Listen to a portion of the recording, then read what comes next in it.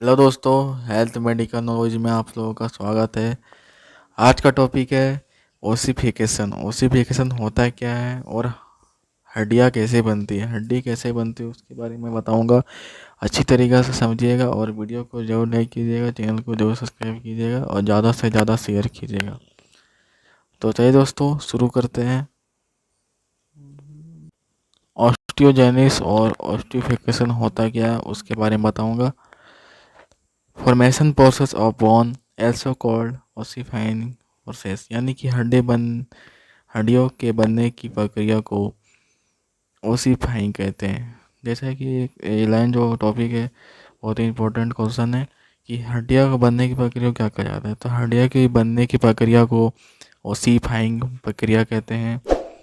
हड्डियों का निर्माण ओसियस से ऊतकों से होता है, यानी कि बोन आर डिफ्लोटेड फ्रॉम ओसियस टिश्यू। जो हड्डी का जो निर्माण होता है कौन से सेल से होता है, यानी कि कौन से टिश्यू से होता है, वो है आप लोगों को osseous. A process of converting hyaline cartilage of fibrous membrane into bone is called, यानी कि हड्डियों का निर्माण जो है वो सिर्फ ऊतकों से होता है, बट जो बोन्स का जो डेवलप जो करती है उससे होने के कारण वह प्रक्रिया जिससे हाइलिन कार्टिलेज फाइब्रस बेन हड्डियों में बदल जाती है और उसे ऑस्टियोजेनेसिस कहते हैं। यानी कि a process of converting hyaline cartilage and fibrous membrane into bone is called osteogenesis. वह प्रक्रिया ऐसी होती है जिसमें हाइलिन कार्टिलेज और फाइब्रस ब्रेन की हड्डियां जो बदल जाती है उसे हम लोग ऑस्टियोजेनेसिस कहा जाता है। अब इसके महत्वपूर्ण बातें कौन सी है, तो इन बहुत ही इंपॉर्टेंट बता रहा हूँ कि इंपॉर्टेंट पॉइंट क्या है इसके ओसिफिकेशन के वो। और हाँ, वीडियो को अच्छी तरीके से समझिएगा, वीडियो को पूरा देखिएगा, स्किप मत कीजिए। आप लोग वीडियो को पूरा नहीं देख रहे हैं ताकि समझने आप लोग को दिक्कत हो रहा है। आप लोग को वीडियो को पूरा देखना है। Before the embryo development embryo's skeleton constitutes of हैवस मेम्ब्रेन एंड हाईली कार्टिलेज, यानी कि एम्ब्रियो के विकसित होने से पहले एम्ब्रियो का कंकाल तंत्र फाइब्रस मेम्ब्रेन तथा हाइलैंड कार्टिलेज से बना होता है। जो एम्ब्रियो का जो एम्ब्रियो जो विकसित होता है यानी कि डेवलप्ड होता है वो सबसे पहले एम्ब्रियो का कंकाल तंत्र फाइब्रस मेम्ब्रेन और हाइलैंड कार्टिलेज से बना होता है। Born information is start from 6 to 7 week of a embryonic life is called ossification। हड्डी बनने की प्रक्रिया 6 से 7 हफ्ते के एम्ब्रियो में चालू होती है जिसे ओसिफिकेशन कहते हैं। यह लाइन बहुत ही अधिकतर क्वेश्चन में पूछा गया है एग्जाम्स में कि अच्छा बताइए कि ओसिफिकेशन किसे कहते हैं। तो आप लोग ये लाइन आप लोग लिख देंगे तो आप लोग को नंबर अच्छी तरीके से मिल जाएगा, क्योंकि ये शॉर्ट्स है। क्योंकि हड्डी बनने की प्रक्रिया 6 से 7 हफ्ते की होती है और वो किस चीज़ से चालू होती है, तो एम्ब्रियो से चालू होती है। उसे हम लोग क्या कहते हैं, तो ओसिफिकेशन कहते हैं। ठीक है, अब मेन पॉइंट है जो बहुत ही इम्पोर्टेंट है कि बोन सेल्स यानी कि हड्डियों की कोशिका। हड्डी तो बन गया भैया, बट उसके कोशिका क्या है, उसके अंदर कौन से कोशिका ये विकसित हो रही है, बोन्स कौन से हो रहे हैं, सेल। तो ऑस्टियोब्लास्ट बोन फायरिंग यानी कि हड्डियाँ बनाने वाली कोशिका जो ऑस्टियोब्लास्ट है वो आप लोग को हड्डी बनाने वाली कोशिका है। और ऑस्टियोग्रोस्ट है विकसित मैट्रेशन ऑस्टियोब्लास्ट यानी कि विकसित ऑस्टियोग्रास्ट से।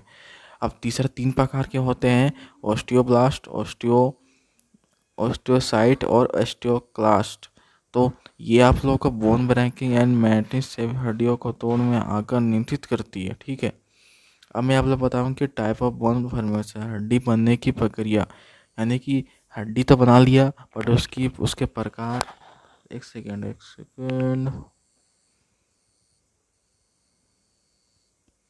ओ सॉरी, हाँ कोशिका, हाँ हड्डी तो बन गया बट उसके प्रकार कौन कौन से हैं जिससे हड्डी बनती है।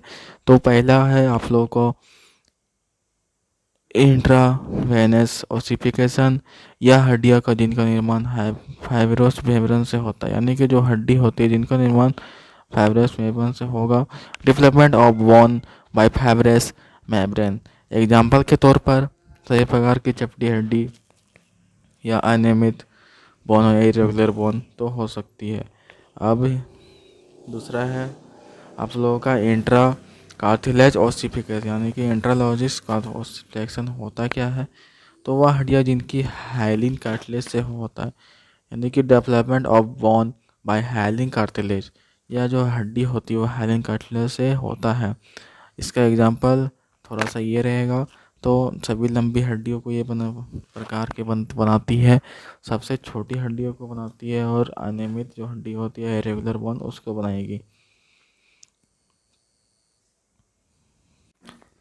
इंट्रावेनस ऑसिफिकेशन, यानी कि इंट्रावेनस एक ऑक्यूपेशन होता क्या है, तो intravenous vesicle cells from a cluster which department into osteoblast, mesenchymal कोशिका क्लस्टर बना लेती है और या ऑस्टियोब्लास्ट में बदल जाती है, यानी कि जो मेसेनकाइमल जो कोशिका है वो क्लस्टर को बनाता है, ठीक है, क्लस्टर बनाता है और या जो ऑस्टियोब्लास्ट से बदल देता है। बहुत ही इंपॉर्टेंट बता रहा हूँ वीडियो, आप लोगों को ज़रूर विजिट करना चाहिए और पूरा देखना है ताकि आप लोग अच्छे से समझ सके। और हाँ दोस्तों, हम लोग 400 सब्सक्राइबर के करीब पहुंच रहे हैं। आप लोग ज़्यादा से ज़्यादा चैनल को सब्सक्राइब कीजिए और ज़्यादा से ज़्यादा शेयर और वीडियो को लाइक कीजिए, ठोक दीजिए, ठीक है, ताकि और आप लोगों को वीडियो अच्छी जानकारी मिलती रही। Osteoblast produce osteoid, it is provide to the bone, यानी कि ऑस्टियोब्लास्ट ऑस्ट्राइड बनाती है बट यह हड्डियों को मजबूत दे देती है। जो ऑस्टियोब्लास्ट होती है और ऑस्ट्राइड को बनाता है बट जो हड्डी होती है उसको मजबूत बनाएगा, ठीक है, और कौन करता है, तो osteoblast. This osteoblast develop and became osteocyte, या ऑस्टियोब्लास्ट विकसित होकर ऑस्टियोक्लेस्ट में जाता है, यानी कि जो ऑस्टियोब्लास्ट जो होता है और डेवलप्ड हो रहा है, यानी कि विकसित हो रहा है, तो अगर कोई भी चीज़ जो छोटा से ही बड़ा होता है ना, तो भी एक तरह से भी समझिए ऑस्टियोब्लास्ट छोटा है और उससे विकसित होकर ऑस्टियोकाइट्स बन जा रहा है, ठीक है। लास्ट है आप लोग का osteo are also produced blood sample in a travel matrix। ऑस्ट्राइड छोटी छोटी रक्त कोशिकाएं बना देती है जो ट्रेबिकुलर मैट्रिक्स से जुड़ी रहती है। जो ऑस्ट्राइड जो छोटी छोटी जो रक्त है बहुत ही छोटा छोटा रक्त वो वह इकाई से बनाता है और जो कि ट्रेबिकुलर मैट्रिक्स से जुड़ा रहता है। This capillary are condensed and convert into are red bone. यह रक्त वाहिका कोशिका आपस में जुड़ेगा और लाल अस्थि मज्जा को बदल देगा, यानी कि जो रक्त वाहिका जो होता है उस आपस में जुड़कर वो जो लाल अस्थि मज्जा होता है, यानी कि रेड बोन मैरो, उसको बदल देगा, चेंज कर देगा। और लास्ट पॉइंट है आप लोग के दो, तो ऑस्ट्राइड कन्वर्ट इनटू पेस्टोस that is called also spongy bone. Osteo periosteum बदल जाता है जिसे स्पेंजी बोन भी कहते हैं, यानी कि जो ऑस्ट्राइड मैंने कुछ देर पहले बताया कि ऑस्ट्राइड परिश्रम बदल कर ऑस्ट्राइड पेरियोस्टमी को बदल जाएगा और जिन्हें स्पंजी बोन भी कहते हैं। Osteoblast the surface of atrium, osteoblast periosteum की ऊपरी सतह तर जाती है, यानी जो ऑस्टियोब्लास्ट है वो पेरियोस्टियम का जो ऊपरला भाग होता है उसमें यह रहता है। तो दोस्तों आज लोग बात की कि ऑसिफिकेशन होता क्या है, मैं आप लोगों को पूरा अच्छी तरीके से समझाया हूँ हिंदी भाषा में।